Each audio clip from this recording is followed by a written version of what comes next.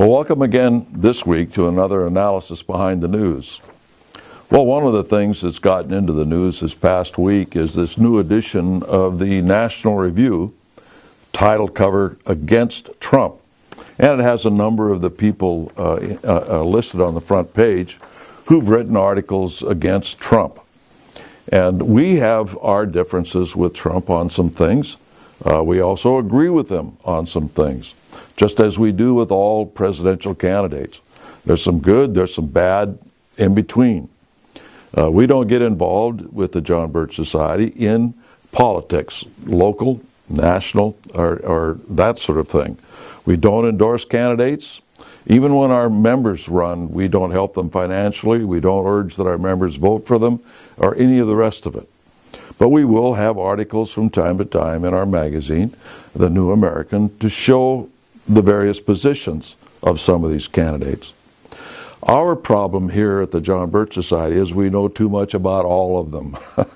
and so there isn't any one of the candidates running for president, for instance, that we as private individuals can wholeheartedly say, that's the man. I agree with everything he says, because it's just not true. We can't. As I said, we have our differences because we have people who do full-time research. And then our writers do research on top of that. And so we know a lot about these candidates that others don't. And having said that, however, it's interesting that these neoconservatives are coming out against Trump. In other words, these are part of the establishment that Trump is obviously running against, and other candidates. It's reminiscent of what the National Review did in the 1960s against the John Birch Society and our founder, Robert Welch. I subscribed at the time to the National Review, and it was a little bit, dry in many ways, but they had some good articles in there, or at least I thought, until I saw the article attacking the John Birch Society. And then I had some of the books they were quoting from within this article purporting to say that Eisenhower was called a communist by our founder, Robert Welch. And you take a look at the sentences that they would use in there, for instance, in quotes, they have a certain quote, ... another quote, and put them together. Well, sometimes there was whole paragraphs between those three dots and those two joining quotes. So I showed that to my dad, and he likewise quit his subscription to the National Review over it, because they had an agenda. And that agenda primarily was what we call today neoconservative. Now, it was started by William F. Buckley. And a lot of people, if you thought about it logically, you'd have to ask certain questions about Buckley himself. First of all, he always was involved in the public broadcasting system. In other words, he was a weekly program on PBS.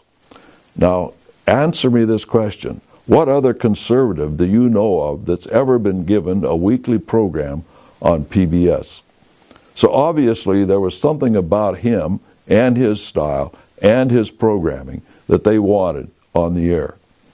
If you ever watched his programs over the year, he never had a substantive conservative, constitutionalist. He was always there debating some liberal or some other member of the Council on Foreign Relations, of which William Buckley was a member in good standing for decades. And if you know anything about the Council on Foreign Relations, you can't be a member of that organization unless you support their main agenda. And their main agenda was a one-world government under socialism. No matter what you call it, it was a form of socialism. And so here's this man who purportedly is this conservative, who is the conservative leader, if you will, in many, many circles, certainly intellectually. And a lot of people didn't know his background before he went on PBS. He was a CIA agent undercover in Mexico for a while, before anyone basically ever heard of him. So there are a lot of things about Buckley that people didn't know about. By the way, we sell a biography of Buckley, written by the President Emeritus of the John Birch Society, John F. McManus. A very revealing book. You might want to go to shop JBS and take a look and order that book. It's very revealing and gets you involved in what was going on in the Republican Party back in the 60s, and how a lot of people were doing everything they could to not just destroy the John Birch Society, but to also scuttle the Goldwater campaign. And all of these personalities that were surrounding Buckley in those days were involved in all of that. But the national media played Buckley up as the conservative leader in the United States. And so we need to know about a lot of these things because they have ramifications for us today. The same thing continues on today. Whether you agree with some of these candidates running for president or not, the outsiders, so to speak, the anti-establishment candidates, are trying to do something within the Republican Party to bring it back closer to the people. They don't like that, the establishment, and will do anything and everything to prevent it. This latest thing with the National Review is just one. They will do it with anybody else who rises up and has any chance of getting the nomination, to prevent them from getting the nomination if they don't control them. So it'll be an interesting thing to watch, but it's all really theater.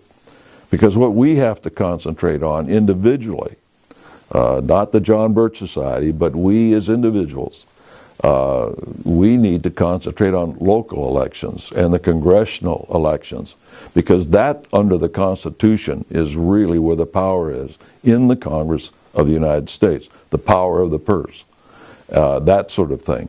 They can supersede the president. They can supersede the Supreme Court with enough votes. A lot of people don't realize that the House of Representatives and the Senate of the United States has the ability to curtail the Supreme Court. Most people don't know that. They can actually instruct the Supreme Court not to rule on certain cases, to leave it up to the states. And they've done it in the past, and they can do it in the future with enough support from the people through the ballot box to get the right kinds of folks into Congress. So that's really where we should be spending our time and our efforts and our money in those races, rather than on the presidency, even though as good a theater as it is. And we all have our little smiles sometimes when we see these men attacking some of the things that the establishment has been doing. On a final note, I ran across something one of our members gave me when I had a recent trip into Florida this last week, and that was some flyers from this organization called CAIR, C-A-I-R, which is basically an organization that supports Muslims. It is kind of a Muslim organization, and they put out things like this. And in fact, the name of it is the Council on American Islamic Relations. Another one is Immigrants' Rights Department. They have an Immigrants' Right Department in Florida. This is just Florida. So they have it all over the United States. But they tell these Muslims how to protest some of the things that they may come in contact with. For instance, here it says, if the FBI contacts you, contact us. And so if the FBI comes and wants to know certain things, to vet them more, whether they should stay or go or whatever, then here's an organization that can help them. And what this does, I agree with the Bill of Rights and all the rest of it, but here we have a situation that has occurred in the past as well in regard to other things. And that is creating a political correctness, an atmosphere of political correctness, to where everybody's a little bit afraid and tiptoe around certain people and so on and so forth, to make sure that we're not going too far in asking them questions like, what country do you come from? Do you belong to any militant organizations and such? It wouldn't be exactly that, it's not carte blanche. There are reasons for these questions being asked. I know in the days when I was involved in stopping terrorist organizations in the United States through the John Birch Society and other things. We ran into a lot of situations where everybody would do everything they could to stop you from investigating possible threats. We had bombs going off in this country a lot more than today. And many of us did things to stop riots before they got started and that sort of thing. And we did it through the use of intelligence. And we were able to get in front of them and prevent these things from happening. And that's really what they're trying to do with many of these organizations today. But you've got this sort of thing, CARE, and others, creating an atmosphere to where we can't quite ferret out what's going on. We don't want a draconian state. We don't want a dictatorship in the name of protecting people and in the name of security. But there are instances where it is justified, where we look into these things. And those things can't be curtailed. We must have investigatory organizations within Congress, as well as local police, and so on and so forth.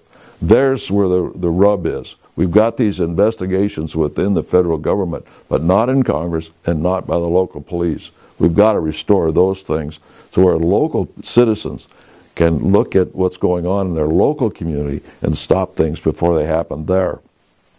Hopefully we'll get back to that. Until next week, we'll see you then.